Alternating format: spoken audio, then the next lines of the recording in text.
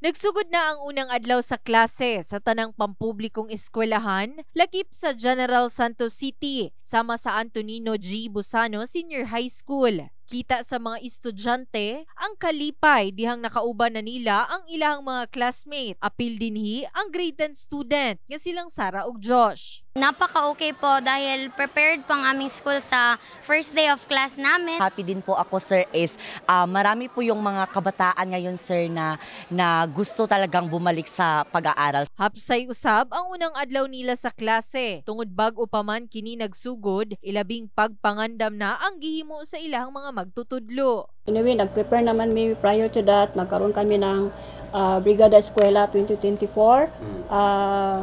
Start tatong July 22 hanggang July 29. So even yesterday na pa mi diri naga-prepare ang mga teachers, giplaster na ta ng mga bangko, ang classrooms, even sa ilang mga documents na kumpleto ni tanan. Samtang sa Pulomolok South Cotabato, usasab ang Pulomolok Central Elementary School sa nagsugod ang klase karong Hulyo 29. Doon na pa'y mga ginikanan sa Kinder 2 ana asulod sa classroom kauban ilahang anak. Dili mawala kanila ang mga ginikanan nag-atang sa mga classroom.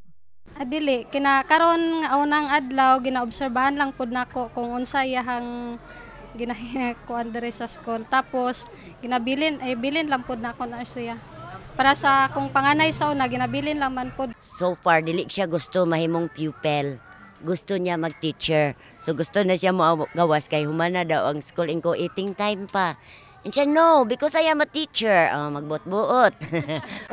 Okay. From Kinder 1, kaduha man siya nag-Kinder 1, ako gina naghatod sa iya. Pero since nga nagtrabaho na ilang mama, bisag tong wala pa nagtrabaho yung mama, ako gina nag-on sa iya. Unang adlaw sa klase, ugila yung nagpahigayon og klase ang mga magtutudlo sa ilang eskwelahan, sumala pa sa principal niini nga si Yasmindad Yulanto. It is required na kailangan first day first lesson. Kailangan wala